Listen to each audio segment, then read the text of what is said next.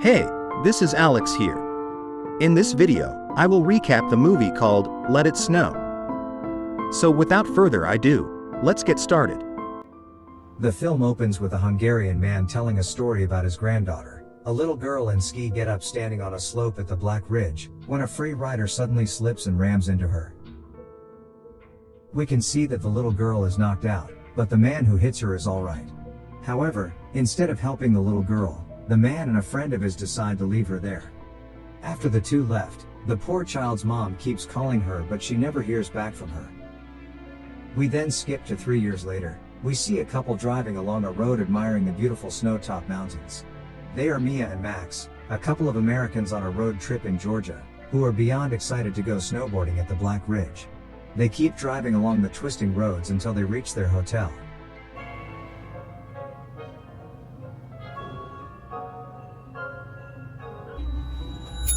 Good afternoon. Inside the Georgia Ski Hotel, they are met by an unusual-looking woman dressed in black. During the check-in, Max informs the lady that he and his fiancé are looking forward to the holiday, especially visiting the Black Ridge. Hearing this, the receptionist informs them that the Black Ridge is off-limits because too many people go missing there in recent years. But as it is Max and Mia's dream to go there together as a couple, of course he doesn't plan on heeding the advice, and they are going to the ridge by helicopter. That night, they get into deep conversation about their future together, including the idea of getting married, and then they both eventually nod off. Afterwards, Mia, who is unable to sleep, decides to head out to take a walk. But then, when she opens the door, she is startled to see the receptionist there, giving her a bottle of wine as a courtesy from the hotel. She once again warns Mia to not go to the Black Ridge, because 5 days ago, a couple stayed at this very hotel and the husband went missing at the Black Ridge. And today, his body was found. Creeped out by the imposition, Mia tells her she is going to sleep and shuts the door. It's unclear why, but we can see that the receptionist draw a cross on the door before leaving.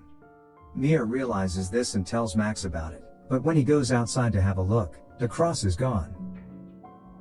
The following morning, as the couple is getting ready to leave, Mia discovers a wedding ring in Max's bag.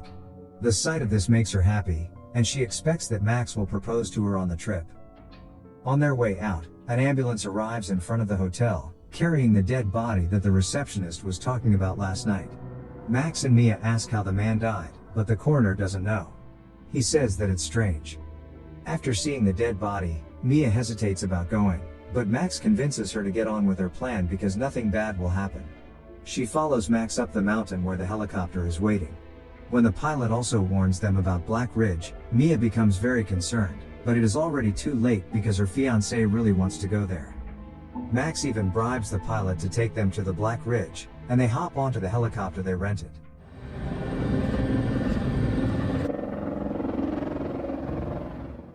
On the way, Mia points out a giant cross sitting on top of a hill. According to the pilot, the cross was put by the family of a young girl who died on that spot at the Black Ridge. Legend says that ever since her death, her ghost still haunts the mountain. The two then get dropped off at the Black Ridge, and proceed to snowboard down the very steep slope. They use comms to communicate and seem to be having a great time.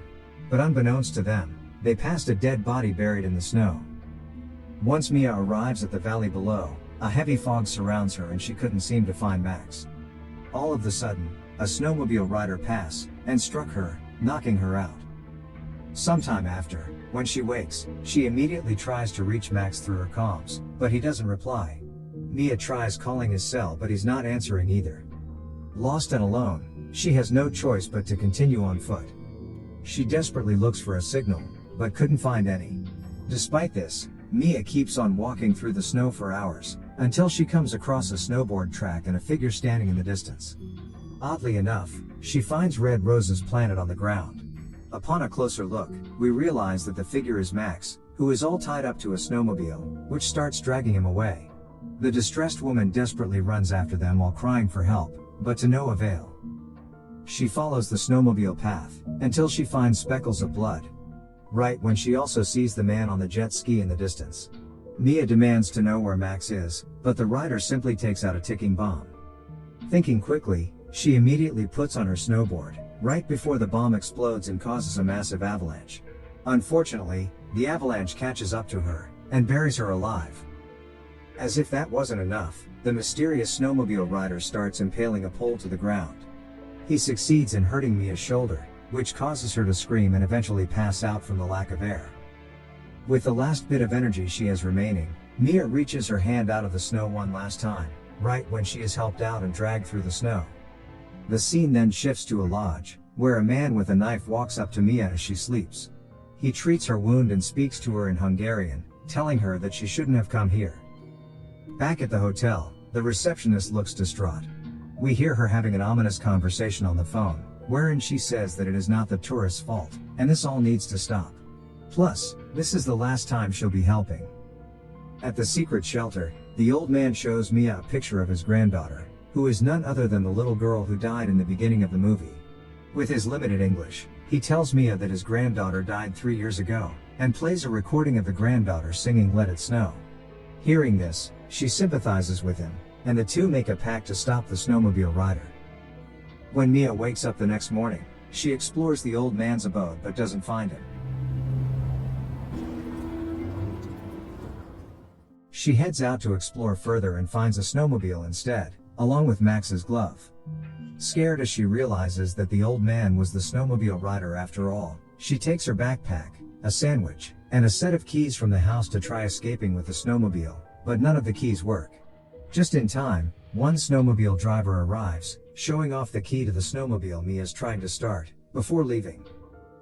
On the other side of the story, a search party shows up at Black Ridge to start the rescue operation. Back to Mia, she is forced to spend the rest of the day walking since she has no other option. She continues walking for hours, but eventually drops down exhausted. The next day marks the third day that she's stuck at the Black Ridge.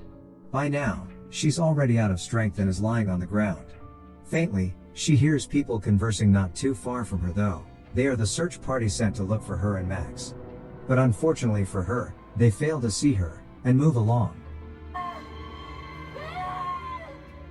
Mia then resumes her journey, until she comes across a makeshift tent with a writing stop. There, she sees baby dolls impaled on spikes, and finds Max's other glove. The woman then heads inside, and here she finds hundreds of black crosses scribbled on the walls. She also finds a shrine for the dead little girl, along with various knives. As she explores deeper, she finds the old man tied up with blood all over his mouth, telling her to run. And just in time, she sees the mysterious snowmobile driver enter the space and runs for her life. While running, she collapses in the snow and passes out again from the lack of sustenance. Afterwards, she wakes up, and hears Max calling her name through the comms, followed by a recording of the little girl singing "Let It Snow." She tries speaking to him, but as Max doesn't answer her, she continues on her path. Mia musters up the courage to stand up and start stumbling through the snow, and is forced to eat snow out of thirst. She then stares at the ring on her finger, a marker that she said yes to Max's proposal. The ring keeps her going despite all odds. Unlucky for her though, the snowmobile rider finds her not long after with an axe in hand. He then chases after her, and while running for her life, she comes to an edge and is forced to jump off a cliff. Sometime later, Mia wakes up to find herself beside some rocks and a stream of water. Miraculously, she survives, and decides to carry on, and walks along a river. But yet again, she hears the sound of snowmobile engine revving, which scares her. And so, she struggles to cross the river, and finds the mysterious rider standing on the other side. They end up in a stare down, and she screams at him in frustration. For some reason, he backs up and leaves her alone. As the day grows older, she keeps walking until she stumbles upon a series of dilapidated buildings and sits to rest. She takes out a sandwich she stole from the old man's place and eats it. Later on, she sets up a fire and sleeps next to it. She has dreamed that night, in which she reminisces about Max and their plan to have a baby. When she wakes up the next morning, she tries to talk to him through her comms again, but doesn't hear a reply. With little strength left, she gets up, and keeps on walking, with nothing but memories of Max to keep her going. Delirious from the cold and exhaustion, she sees a faint figure ahead, and tries calling Max's name. However, as she draws near, she realizes with disappointment that it's just a snowman. Upon looking closer, she notices that there is a dead person inside it. She then notices the engagement ring that Max bought for her when she looks in the snowman's hand. Mia finally realizes that it is Max's dead body made up into a bloody snowman. Devastated, she holds him close, and as she feels like he is the love of her life, and does not want to live without him. The horrifying choice is then made. She grabs the snowman and pushes herself over the cliff hundreds of feet below. The man in black watches Mia fall to her death, and afterwards, the snowmobile rider heads to the huge cross on top of the hill, where we see Katie 2006 to 2017. It is at this point that the film cuts back in time to show the child from the beginning of the film, Katie, lying dead in the snow with her grandfather, mother, and a mysterious receptionist, who is her aunt standing over her. The scene then returns to the present, where it is revealed that the man in black is the child's mother. We then hear the voice of the grandfather, who states that there is nothing worse than the revenge of a heartbroken mother. We are taken back to an earlier time to see the happy daughter singing Let It Snow, while hugging her mother in the final scene. Before the film ends, the camera pans down the side of the mountain, revealing Mia's bloodied body lying in the snow. It turns out that she is not dead, and she manages to get to her feet, looking totally devastated and lost. The movie ends with her screaming angrily. Please hit the subscribe button so you never miss an update.